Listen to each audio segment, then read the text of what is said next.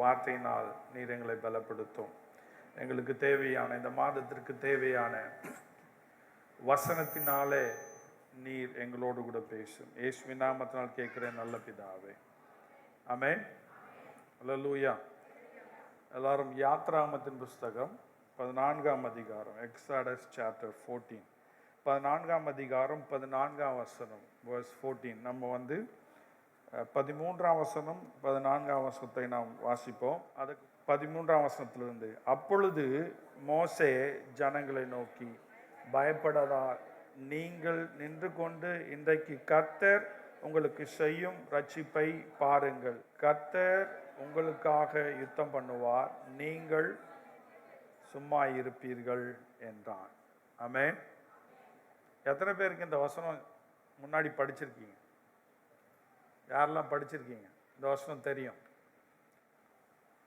இந்த வசனத்தை, இந்த வார்த்தையை மோசே இஸ்ரவேல் ஜனங்களை பார்த்து பயந்திருக்கும் போது, வழி தெரியாமல் என்ன செய்ய போறேன் என்று திகைத்து நிற்கும் போது, முழு குடும்பமும் முழு கோத்திரமும் இஸ்ரவேலே இந்த தேசத்தில் இல்லாதபடி அழிக்கப்பட்டு போகிற சூழ்நிலை இருக்கும்போது தேவன் மோசையோடு பேசினார். மோசே ஜனங்களோடு கூட பேசுகிறதை நாம் பார்க்கிறோம். ஆமென். அல்லேலூயா. சத்தம் அல்லேலூயா சொல்லுங்களேன். சரித்திரத்தின்படி பார்த்தீங்கன்னா கிட்டத்தட்ட 20 லட்சம் பேர், அதாவது 20 லட்சம் பேர் அப்படின்னு சொல்றது நான் கொஞ்சமாக எடுத்துக்கிறேன், அதிகமாக நான் எடுத்து சொல்ல விரும்பலை. கிட்டத்தட்ட 20 லட்சம் பேர் எகிப்திலிருந்து தேவன் கொடுத்த வாக்குத்தத்த கானானை நோக்கி போகிறாங்க. அந்த கானானை நோக்கி வாக்குத்தத்தம் பண்ணப்பட்ட அந்த தேசத்தை நோக்கி போகிற வழியில முதல் தடையாயிருப்பது செங்கடல். முதல் தடையாயிருப்பது செங்கடல். முன்னாடி செங்கடல், பின்னாடி பார்வோனுடைய சேனை.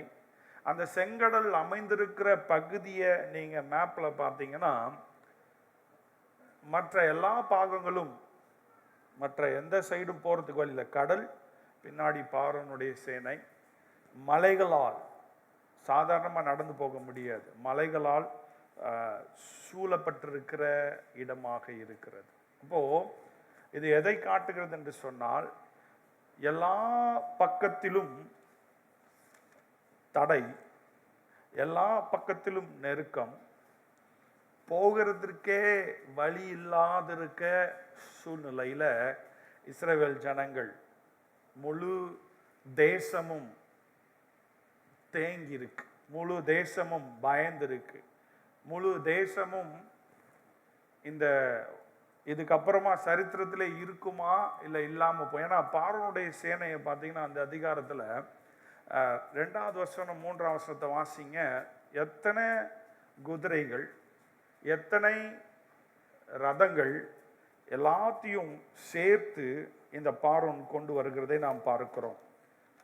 14ஆம் அதிகாரம் 2ஆம் வசனத்தை வாசிங்க. நீங்கள் திரும்பி மிக்தோலுக்கும் சமுத்திரத்திற்கும் நடுவே பாகால் சேபோனுக்கு முன்பாக இருக்கிற ஈரோத் பள்ளத்தாக்கின் முன்னடியிலே பாளையம் இறங்க வேண்டும் என்று இஸ்ரவேல் புத்திரருக்கு சொல்லு. அதற்கு எதிராக சமுத்திர கரையிலே பாளையம் இறங்குவீர்களாக. அப்பொழுது பார்வோன் இஸ்ரவேல் புத்திரரை குறித்து, அவர்கள் தேசத்திலே திகைத்து திரிகிறார்கள், வனாந்திரம் அவர்களை அடைத்து போட்டது என்று சொல்லுவான். ஆகையால் பார்வோன் அவர்களை பின்தொடரும்படிக்கு நான் அவன் இருதயத்தை கடினப்படுத்தி, நானே கர்த்தர் என்பதை எகிப்தியர் அறியும்படி பார்வோனாலும் அவனுடைய எல்லா இராணுவத்தாலும் மகிமைப்படுவேன் என்றார். அவர்கள் அப்படியே செய்தார்கள். அவன் தன் ரதத்தை பூட்டி தன் ஜனங்களை கூட்டிக் கொண்டு பிரதானமான 600 ரதங்களையும் எகிப்தில் உள்ள மற்ற சகல ரதங்களையும் அவைகள் எல்லாவற்றுக்கும் அதிபதிகளான வீரரையும் கூட்டிக் கொண்டு போனான். கொஞ்சம் கவனிங்க. சொல்லப்பட்டிருக்கிற ரதங்கள் 600 ரதங்கள். மற்ற எல்லா அப்படின்னா எவ்வளோன்னுலாம் கணக்கு இல்லை. கணக்கு பார்த்துட்டு கணக்கு பார்க்கவே வேணாம் அப்படின்னு கணக்கும் பார்த்துருக்காரு, சிலதை கணக்கும் பார்க்கல. அப்போது ஒரு பெரும் பெரும் படையை திரட்டிக்கிட்டு இஸ்ரவேலரையே முற்றிலுமாய் அழிச்சு போடணும் அப்படின்னு சொல்லி எவ்வளோ கோபமாக வராரு தெரியுங்களா? கொஞ்சம் நஞ்ச கோபம் இல்லை. தன்னுடைய சொந்த பிள்ளை மரித்து போனான். அடுத்த ராஜா, இளவரசனா இருந்த அந்த இளவரசன் அடுத்து ராஜாவாக போறாரு. அவன் மரித்து போனான். எகிப்தில் இருக்கிற எல்லா தலைச்சன் பிள்ளைகளும் மூத்த பிள்ளைகளும் மரித்து போனார்கள். எகிப்தே முற்றிலுமாய் உடைக்கப்பட்ட சூழ்நிலை இருக்கு. அவர் ராஜாவா இருந்தும் இப்ப அந்த ராஜாக்குரிய கணம் இல்லை. ஏன்னா அப்படிப்பட்ட ஒரு அவல நிலை சரித்திரத்துல இடம் பிடித்திருக்கதை நாம் பார்க்கணும். அப்போ அவ்வளோ ஆக்ரோஷம், அவ்வளோ கோபம். அந்த கோபத்தெல்லாம் யார் மேல காட்டணும்னு நினைக்கிறான்னா, மொத்தமா இஸ்ரவேல் ஜனங்களே இந்த பூமியில இல்லாதபடிக்கு, அவங்க பெயரே இந்த பூமியில இருக்கக்கூடாது, அவங்க போக வேண்டிய தேசத்துக்கு அவங்க போகக்கூடாது, கர்த்தர் வாக்குத்தத்தம் பண்ணின தேசத்தை அவங்க சென்றடைய கூடாது என்கின்ற கோபத்தோடு, உக்கிர கோபத்தோடு ஒரு பெரும் கூட்டத்தை கூட்டி கொண்டு போகிறான். அப்படி கூட்டி கொண்டு போகும்போது ஜனங்கள் எல்லாரும் திகைத்து நிற்கிறார்கள், பயந்து நிற்கிறார்கள், ஜனங்கள் புலம்புகிறார்கள், ஜனங்கள் அழுகிறார்கள். ஏன்னா அவங்க எப்படி நினைச்சாங்கன்னா, தேவன் 10 விதமான வாதைகளினால, பேக்ரவுண்ட் சொல்றேன், தேவன் 10 விதமான வாதைகளினாலே, அற்புதங்களினாலே, அடையாளங்களினாலே, அதிசயத்தினாலே இந்த ஜனங்களை கிட்டத்தட்ட 400 வருஷம் எகிப்தில் அடிமையா இருந்தாங்க. தேவனாய் கர்த்தர் மோசையை கொண்டு அற்புத அடையாளத்தினாலே விடுதலை ஆக்கினார். இப்போ விடுதலையா போறாங்க. கொஞ்சம் தூரம் போன உடனே வழி இல்லாம நிக்கிறான். ஆமென், அல்லேலூயா. இப்போ வழி இல்லாம நிற்கும் போது 10ஆம் வசனத்துல இஸ்ரவேலர்கள் எப்படி புலம்புறாங்க, எப்படி திகைத்திருக்கிறாங்க என்று வாசிப்போம். பார்வோன் சமீபத்து வருகிற போது இஸ்ரவேல் புத்திரர் தங்கள் கண்களை ஏறெடுத்து பார்த்து எகிப்தியர் தங்களுக்கு முன்னே வருகிறதை கண்டு மிகவும் பயந்தார்கள். அப்பொழுது இஸ்ரவேல் புத்திரர் கர்த்தரை நோக்கி கூப்பிட்டார்கள். அன்றியும் அவர்கள் மோசேயை நோக்கி, எகிப்திலே பிரேத குழிகள் இல்லை என்றா வனாந்திரத்திலே சாகும்படிக்கு எங்களை கொண்டு வந்தீர்? நீர் எங்களை எகிப்திலிருந்து புறப்பட பண்ணினதினால் எங்களுக்கு இப்படி செய்தது என்ன? என்ன சொல்ல வராங்க? இப்போ அவங்க என்ன சொல்ல வர்றாங்க? நாங்க எகிப்திலே இருந்தா நல்லா இருக்கும், எங்களை எகிப்து விட்டு தேவன் உங்களுக்காக விசேஷித்த வாழ்க்கையை கொடுத்திருக்கார், அற்புதமான அதிசயமான வாக்கு தத்தம் பண்ணப்பட்ட கானான் என்கின்ற தேசத்தை கொடுத்திருக்காரு. அதனால நீங்க எல்லாம் என்ன பண்ணுங்க, என் கூட வாங்கன்னு சொல்லி கூப்பிட்டு வந்தீங்க, எங்களை ஏமாத்திட்டீங்களே, எங்களை சாகடிக்கிறதுக்கு. அங்க வாழ்ந்திருந்தா கூட அடிமைகளா கொஞ்ச நாள் கஷ்டப்பட்டு அடி வாங்கி வெக்கப்பட்டு நாங்க எங்க வாழ்க்கையை குந்தி குந்தி வாழ்ந்திருப்போம். சுதந்திரமா இல்லைனாலும் நாங்கள் என்ன பண்ணியிருப்போம், வாழ்ந்திருப்போம். அங்கே பிரேத குழி இல்லைன்னு சொல்லி இந்த வனாந்தரத்தில் கொண்டு வந்து எங்களை பிரேத குழியில் தள்ளுறீங்களே அப்படின்னு சொல்லி தேவனிடத்தில் கூப்பிட்டு வந்த மோசை என்ன பண்ணுறாங்க, கிளின்னு கிளிக்கிறாங்க. ஆமென், அல்லேலூயா. நான் எதுக்கு சொல்கிறேன், ஏன் சொல்கிறேன்றதை சொல்கிறேன். அவங்க மறந்துட்டாங்க, அடிமைகளாக இருக்கிற வாழ்க்கை என்பது எவ்வளோ கொடூரமான, வெட்கமான, அவமானமான, எதிர்காலமற்ற, நம்பிக்கையற்ற, கவலைக்குரிய, அதிகமான உழைப்பு, சரியான சாப்பாடு இல்லை, பிள்ளைகளுக்கெல்லாம் எதிர்காலமே இல்லை, அடிமைகளாக அடையாளமற்று வாழ்ந்து கொண்டிருக்கிற வாழ்க்கை அர்த்தமற்றது. அவர்கள் எல்லாரும் அந்த வேதனையில, தேவனே எங்களுக்கு இறங்கும், தேவனே எங்களுக்கு இறங்கும், எங்களை விடுதலையாக்கும். கிட்டத்தட்ட சந்ததியா 400 வருஷம், 100 வருஷம்னு வச்சுக்கோங்க ஒரு சந்ததிக்கு, கிட்டத்தட்ட 4 சந்ததியாக ஆண்டவரே எங்களை விடுதலையாக்கும், ஆண்டவரே எங்களை இரட்சியும், மேசியாவே எங்களை இரட்சியும், எங்களை விடுதலையாக்கும் சொல்லி அவர்கள் ஜெபித்தாங்க. இப்போ விடுதலையாக்கி வராங்க. அவங்க நினைச்ச விடுதலைன்னா அப்படியே அலக்கா அந்த 20 லட்சம் பேரையும் ஆண்டவர் அலக்கா தூக்கிட்டு போயிட்டு கானான்ல வச்சிருவாரு. எங்களுக்கு கண்ணீர் இருக்காது, எங்களுக்கு உபத்திரம் இருக்காது, எங்களுக்கு வேதனை இருக்காது, எங்களுக்கு பிரச்சனை இருக்காது, எங்களுக்குள்ள பிரிவினை இருக்காது. நாங்கள் எல்லாம் சந்தோஷமா பாலும் தேனும் ஓடுற தேசத்துல ஒரு மனமா மேசியாவை கொண்டாடுவோம் அப்படின்னு இந்த இஸ்ரவேலர்கள் நினைச்சிட்டு இருந்தாங்க. ஆமென், அல்லேலூயா. வெற்றி என்பது, ஜெயம் என்பது இந்த மாசத்துல ஆண்டவர் நமக்கு கற்றுக் கொடுக்க விரும்புகிறது, அல்லது வாக்குத்தத்தமாய் கர்த்தர் சொல்லுகிறது, யுத்தம் உண்டு. ஆமென், அல்லேலூயா. 14ஆம் வசனத்துல சொல்றாரு, நம்ம வாசிச்சோம். அவர் என்ன நமக்கு சொல்லி தர விரும்புறாருன்னா, இந்த மாசத்துல நமக்கு யுத்தம் உண்டு. சொல்லுங்க பக்கத்துல, யுத்தம் உண்டு. யுத்தம் உண்டு சொல்ல மாட்டீங்களா? யுத்தம் உண்டு. கர்த்தர் உங்களுக்காக யுத்தம் செய்வார். யுத்தம் உண்டு. ஆனால் இந்த யுத்தம் கர்த்தருடைய யுத்தம். ஆமென். நீங்கள் அவருடைய பிள்ளைகளானார், கர்த்தர் என்னை முன்குறித்திருப்பாரானால், கர்த்தர் அவருடைய பிள்ளையா என்னை முத்திரித்திருப்பாரானால், இந்த யுத்தம் என்னுடையதல்ல, தேவனுடையது. ஆமென், அல்லேலூயா.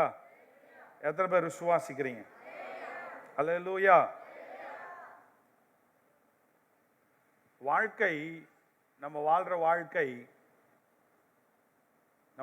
வாழ்க்கை இந்த இஸ்ரவேலர்களை போல நம்ம வாழ்க்கை இலகுவா மாறணும், நம்ம நினைக்கிறபடி இந்த வாழ்க்கை மாறணும் அப்படின்னு சொல்லி நம்ம ஆசைப்படுறோம். ஆனா இந்த வாழ்க்கை ஆசீர்வாதமா எப்படி மாறுது? இந்த வாழ்க்கை எப்படி உண்மையான வெற்றியுள்ள வாழ்க்கையா கர்த்தர் மாற்றி கொடுக்கிறான்னு சொன்னா, நம்மளை சோதனைகளும் பிரச்சனைகளும் போராட்டங்களும் நம்ம இன்னும் வல்லமையாய் வாழ்வதற்கு உதவியாய் இருக்கிறது. ஆமென், அல்லேலூயா. சோதனைகளும் பிரச்சனைகளும் உபத்திரவங்களும் நாம் வளருகிறோம். சொல்லுங்க, நாம் வளருகிறோம். உபத்திரவத்தில், பிரச்சனையில், போராட்டத்தில், தேவையில் நம்ம ஆண்டவரை நம்பவும், அவரிடத்தில் அதிகமாக ஜெபிக்கவும், ஆவியில் வளரவும் இந்த பிரச்சனைகள் போராட்டங்கள் உதவியாக இருக்குது. எத்தனை பேர் விசுவாசிக்கிறீங்க? உண்மையாக தேவனுடைய பிள்ளைகள் அதை பார்க்க முடியும். தேவனுடைய பிள்ளைகள் அதை சரியாக பார்க்கல அப்படின்னு சொன்னால் 2 தான் இருக்குது. ஒன்று வளருவீங்க, இல்லைன்னா வளர மாட்டீங்க. வளராதவங்க என்ன பண்ணுவாங்கன்னு சொன்னால் குறை சொல்லிட்டே இருப்பாங்க. வளர்றவங்க என்ன சொல்லுவாங்க? குறை இருக்கு, ஏன் குறை வந்தது, ஏன் பிரச்சனை வந்தது, எதனால, இது என்னால் வந்துச்சா, இல்லை என்னுடைய மாம்சத்தினால வந்துச்சா, இல்லை பிசாசினால வந்துச்சா, இல்லை தேவன் அனுமதிக்கிறாரான்னு சொல்லி வேதத்திலிருந்து அதை தெரிந்து கொண்டு வளர ஆரம்பிப்பாங்க. ஆமென், அல்லேலூயா. ஸோ அதனால நம்ம எல்லாருக்கும் யுத்தம் உண்டு. ஸோ முதல் பாயிண்ட், ஸோ யுத்தம் உண்டு.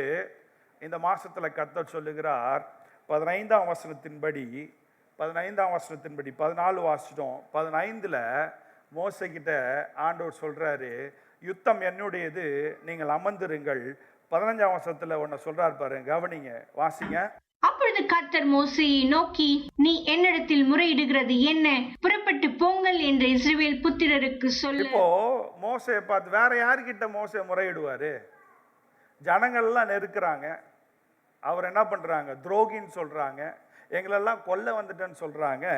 இப்போ மோசே தேவனிடத்துல என்ன பண்றாரு? முறையிடுறாரு. இப்போ தேவன் அதுக்கு என்ன சொல்ற? நீ ஏன் என்கிட்ட முறையிடுற? நான் சொல்றது செய். அது கீழே இருக்க 2வது பாகம் ரொம்ப அழகா இருக்கு. புறப்பட்டு போங்கள் என்று இஸ்ரவேல் புத்திரருக்கு சொல்லு. போங்கள், புறப்பட்டு போங்கள். ஆங்கிலத்தில் எப்படி இருக்குன்னா, கோ ஃபார்வர்ட். கோ ஃபார்வர்ட், முன்னேறி. எல்லாரும் சொல்லுங்க, முன்னேறி. ஸோ முதல் பாயிண்ட், பிரச்சனைகள், போராட்டங்கள், பயங்கள், திகில்கள், திகைத்து நிற்கக்கூடிய சம்பவங்கள் உண்டாகும். சொல்லுங்க, உண்டாகும். பக்கத்துல சொல்லுங்க, பிரச்சனைகள், பயங்கள், எதிர்பார்க்காத பிரிவினைகள் வரும். ஆமென், அல்லேலூயா. ஆண்டவர் என்ன சொல்றாருன்னா, முன்னேறி செல். சொல்லுங்க பக்கத்துல, முன்னேறி செல். யுத்தம் யாருடையது? யுத்தம் யாருடையது? தேவன். உனக்காக யுத்தம் செய்வதற்கு தேவ தூதர்களை தேவன் அனுப்பி வைக்கிறார். ஆமென். அல்லேலூயா. மகிழ்ச்சியா இருக்கிறீங்களா? இந்த உலக வாழ்க்கையில கஷ்டப்பட்டு வேதனைப்பட்டு எனக்கான பிரச்சனை மாறும், எனக்கான போராட்டம் மாறும், எனக்கான வியாதி மாறும், ஆண்டவரே என் வாழ்க்கையை மாற்றுங்க, ஆண்டவரே என் குடும்பத்தை மாத்துங்க, ஆண்டவரே இந்த ஆள் தான் பிரச்சனையா இருக்கு, ஆண்டவரே இந்த இடம் தான் பிரச்சனையா இருக்கு, ஆண்டவரே இந்த மனுஷன் தான் பிரச்சனையா இருக்கு, ஆண்டவரே இதை கொடுங்க, ஆண்டவரே அதை கொடுங்க. ஜெபிக்கிறது தப்பில்லை, தொடர்ந்து ஜெபிங்க. ஆண்டவர் சொல்றாரு, இதெல்லாம் மாறுமா மாறாதா தெரியாது, தொடர்ந்து ஜெபம் பண்ணிட்டே இரு. இந்த சூழ்நிலைகள்லாம் மாறுமா மாறாதா தெரியாது, ஆனாலும் முன்னேறி செல்வதற்கான பலத்தை கர்த்தர் இந்த மாதத்தில் உங்களுக்கு தருவார். ஆமென். அல்லேலூயா. ஏந்திரிக்கலாமா ஏந்திரிக்க வேணாவா, போலாமா வேணாவா, பார்க்கலாமா பார்க்க வேணாவா, இதை எப்படி ஆகும், முடியுமா முடியாதா, இப்படிப்பட்ட எல்லா கேள்விகளுக்கும் பதிலை கர்த்தர் இஸ்ரவேல் ஜனங்களுக்கு வச்சது போல உங்களுக்கு வைக்கிறாரு. முன்னேறி செல், பின்னிட்டு போகாதே, யுத்தம் செய்ய வல்லவர் உன்னோடு கூட இருக்கிறார், யுத்த வீரர் உன்னோடு கூட இருக்கிறார். சகல சர்வாயுத வர்க்கத்தையும் கர்த்தர் நமக்காக இலவசமாய் அவருடைய கிருபையினால் கொடுத்திருக்கிறார். வேதத்துல வாசிக்கிறோம், எபேசியர் புஸ்தகம் 6ஆம் அதிகாரம் 12ஆம் வசனத்துல இப்படியாக வசனம் சொல்லுகிறது, இந்த உலகத்துல நமக்கு அந்தகார லோகாதிபதிகளோடும் வானமண்டலத்தில் இருக்கிற பொல்லாத ஆவிகளோடும், கொஞ்சம் கவனிங்க, தேவனை எதிர்க்கிற எல்லா விதமான எதிர்ப்பின் வல்லமைகளோடும் நமக்கு போராட்டம் உண்டு. ஆனால் அந்த யுத்தத்திலே கர்த்தர் நம் சார்பில் நிற்கிறார், என் சார்பில் நிற்கிறார், என்னோடு கூட இருக்கிறார், எனக்குள் இருக்கிறார், என் குடும்பத்தில் இருக்கிறார், என் பிள்ளைகளோடு இருக்கிறார், என் ஊழியத்தில் இருக்கிறார், என்னை அவர் விட்டு போகல. ஆமென். எத்தனை பேர் நம்புறீங்க? எத்தனை பேர் விசுவாசிக்கிறீங்க? அது பார்வோனுடைய சேனையா இருக்கலாம், அது பார்க்கறதுக்கு பலமா இருக்கலாம், எல்லா பக்கத்திலும் நெருக்கப்பட்டிருக்கலாம், முப்புறத்துல செங்கடல் போன்ற கடல் என்ன பண்ணலாம், புரண்டு வரலாம், பின்னாடி சேனை வரலாம், நம்மளை சுற்றி வழி தெரியாமல் திகைத்து நிற்கலாம். அதன் மத்தியில முன்னேறி செல்வதற்கு கர்த்தர் அழைக்கிறார். அல்லேலூயா. சத்தம் அல்லேலூயா சொல்லுங்களேன். முன்னேறி செல்ல வேண்டும் என்று கர்த்தர் விரும்புகிறார். ஏசாயா தீர்க்கதரிசன புஸ்தகம் 43ஆம் அதிகாரம் 17ஆம் வசனம் இப்படியே சொல்லுகிறது, வாசிங்க. ஏசாயா 43:17. குதிரைகளையும் இராணுவங்களையும் பராக்கிரமசாலிகளையும் புறப்பட பண்ணி அவைகள் எழுந்திராதபடிக்கு ஒருமித்து விழுந்து கிடக்கவும், ஒரு திரி அணைகிறது போல் அவைகள் அணைந்து போகவும் பண்ணுகிற கர்த்தர் சொல்லுகிறதாவது. என்னவா எப்படி இருக்கு பாருங்க, பயங்கரமா இருக்கு பாருங்க இந்த வார்த்தை.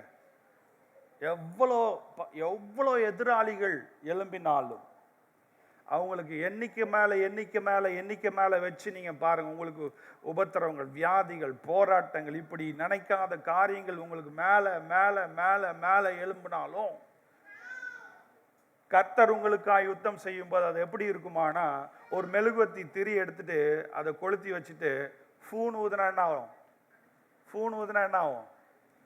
ஃபூன் ஊதுனா என்ன ஆகும் சொல்லுங்க? அணையும். அணையும். எரிற நம்மளை எரிய வைக்கிற ஆமென் காரியங்களை கர்த்தர் அணைப்பார். அல்லேலூயா. அவர் சொல்ற, அதை எப்படின்னா, அதை நம்ம எப்படி பார்க்கிறோம்னா, ரதங்கள், குதிரைகள் யுத்தம் செய்வதற்கு, அதாவது திரண்டு வருகிற கூட்டம் போல, அது மலை போன்ற பிரச்சனை போல, வெள்ளம் புரண்டு வருகிறது போல, அலை அடிக்கிறது போல, நம்மளை கவிழ்க்கிறது போல இருக்கும். ஆனால் நமக்காய் கர்த்தர் யுத்தம் செய்கிறபடினால அது எப்படி இருக்கும்னா, ஃபூன் அது அப்படி வரும். ஃபூன் அப்படி நம்ம ஊதுறோம்ல, அந்த மாதிரி அதை தேவன் அணைச்சி போட்டுறாராம். ஆமென். அல்லேலூயா. சொல்லுங்க, கர்த்தர் எனக்காக அணைக்கிறார். கர்த்தர் எனக்காக. ஆமென். நீங்க நினைக்கிறீங்க, ஐயோ இவ்வளோ பிரச்சனை எங்களுக்கு மாறி மாறி வருது. ஆக்சுவலா உங்களுக்கு தேவன் உங்க கூட நின்று எத்தனையோ பிரச்சனைகளை, நீங்க பார்க்காத பிரச்சனை, பார்க்காத போராட்டங்களை உங்களுக்காக ஒரு யுத்தம் செய்து என்ன பண்றார்? அணைத்து போடுகிறார். ஆமென். எத்தனை பேர் விசுவாசிக்கிறீங்க? அப்போ இந்த மாசத்துல கர்த்தர் நமக்காக யுத்தம் செய்கிறார். நாம் முன்னேறி செல்வோம். சொல்லுங்க, நான் முன்னேறி செல்வேன். பயம் இருக்கும், ஆனாலும் கர்த்தர் என் கூட இருக்கார். கர்த்தர் எனக்காக யுத்தம் செய்கிறார். ஆமென். அல்லேலூயா. 16ஆம் வசனத்துல முன்னேறி செல்வதற்கான எல்லாவித ஆசீர்வாதங்களை கர்த்தர் எனக்கு தருகிறார்.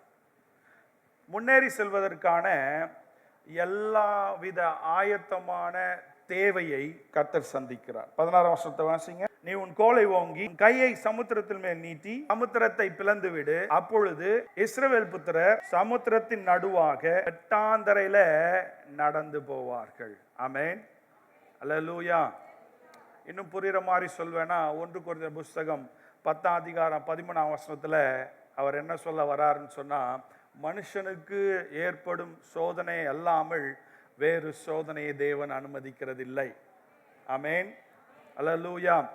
ஆங்கிலத்தில் ஒரு வார்த்தை இருக்கு. அந்த வார்த்தைக்கு பெயர் என்னன்னா, தேவன் எப்படி ஆபிரகாம்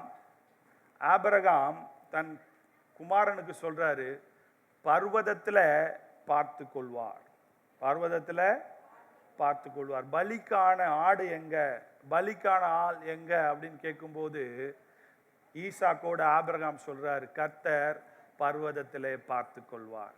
ஆமென். அல்லேலூயா. நான் முன்னேறி செல்லும் போது எலியாவை பார்த்து கொண்டது போல, யோனாவை பார்த்து கொண்டது போல எனக்கான காகத்தை கர்த்தர் அனுப்பி வைக்கிறார். நம்ம பிச்சை எடுக்க வைக்க மாட்டார், மனுஷனை சார்ந்து வாழ ஆற வைக்க மாட்டாரு. அவர் என் தேவையை சந்திப்பார். ஆமென். இன்னும் கீழே இருக்கிற பாகங்கள்ல வாசிங்கன்னா, எகிப்தின் சேனைகளை பிரிப்பதற்காக மேகஸ்தம்பத்தை, கொஞ்சம் கவனிங்க, மேகஸ்தம்பத்தை எதிராளிகள் ஜனங்களை தொடாதபடிக்கு அந்த மேகஸ்தம்பம் இருவருக்கும் நடுவாக ஒரு பிளவை உண்டாக்கினது என்று சொல்லியும், அதுபோல தேவனாக்கத்தர் அந்த செங்கடல் நடுவில், அதாவது வெட்டாந்தரையில நடந்து போகத்தக்கதான ஒரு வழியை ஏற்படுத்தினார் என்று சொல்லி நாம் வாசிக்கிறோம். ஆமென். அல்லேலூயா. அப்போ நான் விசுவாசத்துல பயம் இருந்தாலும் நான் முன்னேறி செல்லும் போது கர்த்தர் இந்த மாதத்துல என் தேவையை சந்திப்பார், என் வருத்தத்தை மாற்றி போடுவார், என் பயத்திலிருந்து கர்த்தர் விடுதலை தருவார். நான் முன்னேறி செல்லும் போது நான் போகிற பாதையில எனக்கு எதிராக வருகிற எதிரிகளை, எனக்கு பின்னாக வருகிற எதிரிகளை கர்த்தர் என்ன பண்றாரு, விலக்கி காத்து கொள்ளுகிறார். ஆமென். அல்லேலூயா. அதே மேகஸ்தம்பம் எதிரிகளை அவங்க கிட்ட சேர விடாமையும் அவர்களுக்கு, அவர்கள் கால்களுக்கு வெளிச்சமா, 16ஆம் வசனம் 17ஆம் வசனத்தை வாசிங்க, 18ஆம் வசனத்தை வாசிங்க. இப்படி நான் பார்வோனாலும் அவன் ரதங்களாலும் அவன் குதிரை வீரராலும் மகிமைப்படும் போது நானே கர்த்தர் என்பதை எகிப்தியர் அறிவார்கள் என்றார். அப்பொழுது இஸ்ரவேலரின் சேனைக்கு முன்பாக நடந்த தேவ தூதனானவர் விலகி அவர்களுக்கு பின்னாக நடந்தார். அவர்களுக்கு முன்னிருந்த மேக ஸ்தம்பமும் விலகி அவர்கள் பின்னே நின்றது. அவர்கள் பின்னே, இப்போ யாருக்கு பின்ன? இஸ்ரவேல் ஜனங்களுக்கு பின்னே நிற்கிறது. இப்ப பின்ன நிறுத்து என்ன பண்ணுதுன்னு பாருங்க. அது எகிப்தியரின் சேனையும் இஸ்ரவேலரின் சேனையும் ஒன்றோடு ஒன்று சேராதபடிக்கு அவைகள் எவைகள் மேக ஸ்தம்பம் அவைகள் நடுவில வந்தது. அது மாத்திரம் இல்ல, எகிப்தியருக்கு அது மங்களா, அவங்களால தெளிவா பார்க்க முடியல, எங்க போறாங்க எங்க நடக்கிறாங்க, இருளா இருக்கு, அந்தகாரமுமாய் இருந்தது. அந்தகாரம்ன்றதுக்கு இருளுக்கும் அந்தகாரத்துக்கும் நிறைய வித்தியாசம் இருக்கு. அந்தகாரம் சொன்னா ஒண்ணுமே தெரியாது, அந்த அளவுக்கு அந்தகாரமா இருந்துச்சு. இஸ்ரவேலருக்கோ அது இரவை வெளிச்சமாக்கிற்று. ஆமென். அல்லேலூயா. என் இரவை கர்த்தர் வெளிச்சமாய் மாற்றுவார். ஆமென். ஆமென். நான் முன்னேறி செல்லும் போது என் வாழ்க்கைக்கு தேவையான எல்லாவற்றையும் நான் அவருடைய பிள்ளையாய் இருப்பதினாலே எனக்காக அவர் நேர்த்தியாய் செய்வார். இந்த மாதத்துல என் தேவையை நேர்த்தியாய், அதின் நேரத்துல, அதின் காலத்துல, அதின் சைஸ்ல ஆமென். 4 பேருக்குன்னா அதற்கான ஆகாரத்தை, அந்த 4 பேருக்கான ஆகாரத்தை கர்த்தர் கொடுப்பார். எத்தனை பேர் விசுவாசிக்கிறீங்க? ஆமென். கடைசியாக நான் சொல்லி முடிக்கிறேன். முதல்ல நான் சொன்னேன், முதல்ல நம்ம என்ன பார்த்தோம்? முன்னேறி செல், யுத்தம் கர்த்தருடைய. இரண்டாவது, நான் முன்னேறி சொல்லும்போது என் தேவையை கர்த்தர் சந்திப்பார். மூன்றாவது 17ஆம் வசனம் நமக்கு சொல்லி கொடுக்கிறது, இவைகள் எல்லாம் தேவனுடைய நாமத்தை மகிமைப்படுத்தும். ஆமென். இந்த வாழ்க்கை நோக்கம், நான் வாழ்கிற வாழ்க்கை நோக்கம். ஆமென். அல்லேலூயா. தேவை இருக்கு, பிரச்சனை இருக்கு, முன்னேற முடியுமா, இது வாங்க முடியுமா, அது வாங்க முடியுமா, வசதி வருமா, வாய்ப்பு வருமா, இதுல இருந்து விடுதலை கிடைக்குமா, இதெல்லாம் கேள்வி இருக்கு. கடைசியா என் வாழ்க்கை 17ஆம் வசனத்தை வாசிங்களேன். எகிப்தியர் உங்களை பின்தொடர்ந்து வரும்படி நான் அவர்கள் இருதயத்தை கடினப்படுத்தி பார்வோனாலும் அவன் ரதங்கள் குதிரை வீரர்கள் முதலிய அவர் எல்லா இராணுவத்தாலும் யார் மகிமைப்படுவாரு? யார் மகிமைப்படுவாரு? தேவன் மகிமைப்படுவார். அல்லேலூயா. அதனாலதான் சொன்ன, யுத்தம் யாருடையது? கர்த்தருடையது. உனக்காக அவர் யுத்தம் செய்கிறார். இந்த யுத்தம், இந்த வாழ்க்கை, இந்த யுத்தத்தில் ஜெயம் ஜெயம். அதாவது குதிரைகளோ யுத்த நாளுக்கு என்று ஆயத்தமாயிருக்கும், ஜெயமோ கர்த்தரால் வரும். என் குடும்பத்தை அவர் வாழ வைப்பார். ஆமென். நம்ம இப்படி யோசிக்க கூடாது. நான் எல்லார் மத்தியிலும் கடைசியா முக்கியமான காஸ்பலை சொல்லி நான் முடிக்க விரும்புகிறேன். பழைய ஏற்பாட்டில் பார்க்கும் போதும் தேவனுடைய நாமத்துக்கு மகிமைக்காக இந்த இந்த இந்த போர், இந்த யுத்தம், குடும்பத்தில் போர் நடக்குதா இல்லையா? கணவன் மனைவிக்குள்ள யுத்தம் நடக்குது, பெற்றோர் பிள்ளைகளுக்குள்ள யுத்தம் நடக்குது, உறவுக்குள்ள யுத்தம். இந்த போர், இந்த பிரச்சனை, இந்த போராட்டங்கள், இந்த சலசலப்பு, இவைகள் எல்லாம் கொஞ்சம் கவனிங்க. இவைகள் எல்லாம் கடைசியில் எங்க முடியணும் அப்படின்னு சொன்னா, ஏன் பெருமைக்காகல, நாங்க எல்லாரும் ஒன்னா சேர்ந்தோம், நாங்க எல்லாம் நல்லா வாழ்றோம், கர்த்தர் எங்களை உயர்த்தினாரு, கர்த்தரை தேடணும், இந்த மாசம் எங்கள் தேவைகள் எல்லாம் கர்த்தர் சந்திச்சாரு, எங்களை பாருங்க நாங்க எவ்வளோ ஆசீர்வாதமா இருக்கிறோம், எங்களை பாருங்க கர்த்தர் இந்த மாசத்துல கொடுக்குறவங்களா வச்சிருக்காரு, எங்களை பாருங்க இந்த மாசத்துல வியாதியில முன்னேறி செல்ல வச்சார், எங்களை பாருங்க இந்த மாசத்துல கர்த்தர் எங்களை அதிகமா ஆசீர்வதிச்சார் என்று சொல்லி நம்மளை பெருமைப்படுத்துறதில்ல. கடைசியா 17ஆம் வசனம் சொல்லுது, இவைகள் எல்லாம் தேவனுடைய நாமத்திற்கு மகிமைக்காக. ஆமென். அல்லேலூயா. கர்த்தர் நம்மை வாழ வைப்பது, கர்த்தர் நம் தேவையை சந்திப்பது, கர்த்தர் நம் வியாதியிலிருந்து விடுதலை தருவது, இவைகள் எல்லாம் என்னை உயர்த்துவதற்காக அல்ல, தேவனை உயர்த்துவதற்காக. ஆமென். என் நாமம் மகிமைப்படும். இவைகளில் எல்லாம் என் நாமத்தை நான் மகிமைப்படுத்துவேன். ஆமென். அல்லேலூயா.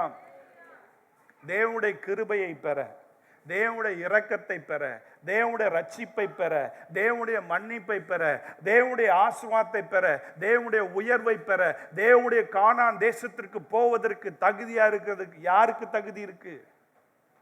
எகிப்தியருக்கு தகுதி இருக்கா? ஏனாக்கின் புத்திரருக்கு தகுதி இருக்கா? அமலேக்கிற்கு தகுதி இருக்கா? பைபிள்ல பல கோத்திரத்தை நம்ம பார்க்கிறோம். இல்ல இஸ்ரவேலர்களுக்கு தகுதி இருக்கா? யாருக்குமே தகுதி இல்லை. அவர் தகுதிப்படுத்தி ஒருவனை தெரிந்து கொள்ளாவிட்டால் ஒருவனும் தகுதிப்பட முடியாது. நான் சொன்னதை மீண்டும் சொல்லுகிறேன், நான் மீண்டும் உங்களுக்கு ஞாபகப்படுத்துகிறேன். அவருடைய ஆசீர்வாதத்திற்கு, அவருடைய மன்னிப்புக்கு, அவரை என் மூலமா அவர் மகிமைப்படுத்தணும்ன்ற அவர் தேர்ந்தெடுத்ததினாலே, அவர் வாழ வைப்பதினாலே நாம் வாழ்ந்து கொண்டிருக்கிறோம். ஆமென். ஆகையால் தேவ பிள்ளைகளே, இந்த மாசத்துல முன்னேறி செல்வோம், யுத்தம் செய்வோம். யுத்தத்திற்கான தேவையை கர்த்தர் கொடுப்பார். இந்த யுத்தத்துல, இந்த தேவையில, நீங்க வாழ்ற வாழ்க்கையில தேவனுடைய நாமம் மகிமைப்படும். ஆமென். அல்லேலூயா. இந்த வசனங்களால் கர்த்தர் நம்மை ஆசீர்வதிப்பாராக. ஏன் சின்னப்பமா ஆண்டவருடைய சமூகத்துல ஏன் சின்ன இந்த 3 காரியங்களை நாம் சிந்தித்து பார்ப்போம். இந்த நாட்களில் நாம் யாரை மகிமைப்படுத்துகிறோம்? இந்த நாட்களில் நம்முடைய பிரச்சனையில, நம்முடைய போராட்டத்தில் நாம் வேதத்தில் வாசிக்கிறோம், எகிப்து என்கின்ற இருளில் இருந்தாங்க. அந்த இருளில் இருந்து கூப்பிட்டாங்க, கர்த்தர் விடுதலை தந்தார். இன்னும் பத்தலை, இன்னும் போதலை. எகிப்திலிருந்து விடுதலை ஆக்கினவர் செங்கடல்லையும் விடுதலை ஆக்குவார், செங்கடல்ல விடுதலை ஆக்கினவர் மாறாவின் தண்ணீரை கசப்ப மதுரமாவும் அவரால் மாற்ற முடியும். இந்த வேளையில, இந்த நேரத்துல ஆண்டவர் நோக்கி பார்ப்போம், கர்த்தர் நோக்கி கூப்பிடுவோம். உன் வியாதியை அறிந்திருக்கிறார், உன் வேதனையை அறிந்திருக்கிறார், உன் துக்கங்களை அறிந்திருக்கிறார், உன் பிரச்சனையை அறிந்திருக்கிறார். வாய்களை துறந்து நம்ம முடிக்கிறதுக்கு முன்னாடி கொஞ்ச நேரம் ஆண்டுடைய சமூகத்தில் நம்முடைய தேவையை சொல்லுவோம். ஆண்டவரே, இந்த வருஷத்துல 2023ல நாங்க 9ஆம் மாசத்துக்கு வந்துட்டோம் ஆண்டவர். 8 மாசங்களை கடந்து 9ஆம் மாசத்துக்கு வந்துட்டோம் ஆண்டவரே. எப்படியெல்லாம் எங்களை நடத்துனீங்க, எப்படியெல்லாம் எங்களை பாதுகாத்தீங்க, எவ்வளவு விதமான கஷ்டங்கள் மத்தியில எங்களை பாதுகாத்தி எங்களை சுமந்தி. கொஞ்ச நேரம் அவருக்கு நன்றி செலுத்துவோம். என்னை பலப்படுத்துவீராக. நீர் எனக்காய் யுத்தம் செய்கிறீர், நீர் எனக்காய் அற்புதத்தை செய்கிறீர். கேளுங்க கேளுங்க கேளுங்க. கர்த்தாவே, உமக்கு நன்றி ஆண்டவரே. ஓ, உமக்கு நன்றி. ஹல்லேலூயா, ஹல்லேலூயா. கர்த்தாவே, உமக்கு ஸ்தோத்திரம், ஸ்தோத்திரம், ஸ்தோத்திரம், ஸ்தோத்திரம், ஸ்தோத்திரம். ஜெபிப்போம். பிதாவே, இந்த நாளில் எங்களை எல்லாம் கொண்டு வந்தீர், அதற்காய் ஸ்தோத்திரம். தொடர்ந்து இந்த மாதத்திற்கான எல்லா தேவையும் இந்த கரங்களில் கொடுக்கிறோம் ஆண்டவரே. நீர் எங்க பக்கத்தில் நிற்கும்போது மனுஷன் எங்களுக்கு ஒன்றும் செய்ய மாட்டான் என்பதை நாங்கள் விசுவாசிக்கிறோம். நீர் எங்களுக்காக யுத்தம் செய்கிறீரே, அதற்காய் ஸ்தோத்திரம். எங்களோடு கூட இருக்கிறீரே, அதற்காய் ஸ்தோத்திரம். எல்லா சூழ்நிலை எங்களை கைவிடாமல் எங்களை நடத்துகிறீர், அதற்காய் ஸ்தோத்திரம். தொடர்ந்து உமக்கு நன்றி சொல்லி இந்த மாதத்துல முன்னேறுவதற்கு, விசுவாசத்துல முன்னேறுவதற்கு கர்த்தர் உதவி செய்யும். இயேசுவின் நாமத்தினால் கேட்கிறேன் நல்ல பிதாவே, ஆமென். என் ஆத்மாவே என் முழுமே பசநாமத்தை சொத்து, என் ஆத்மாவே கர்த்தரை சொத்து, கர்த்தர் செய்த சகல உபகாரங்கள் என்று மறவார். நம்முடைய கர்த்தராகிய இயேசு கிறிஸ்துவின் கிருபையும் பிதாவாகிய தேவனுடைய அன்பும் பரிசுத்தாவுடைய அந்யோன்ய ஐக்கியமும் இப்போதும் எப்போதும் கிறிஸ்துவின் வருகை பரியந்தம் நம் அனைவரோடு கூட இருப்பதாக.